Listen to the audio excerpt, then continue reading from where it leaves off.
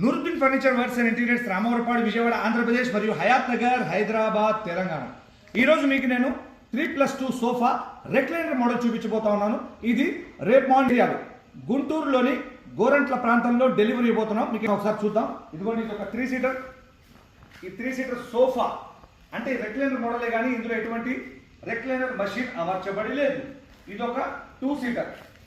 ఈ 2 సీటర్ కూడా recliner model సోఫానే కానీ ఇంట్లో ఎటువంటి మషిన్ అనేది అమర్చబడి లేదు. అంటే 3+2 రెక్లైనర్ మోడల్ సోఫా అనేది మీరు ఫస్ట్ టైం. ఇదిగోండి, ఈ యొక్క 3 సీటర్.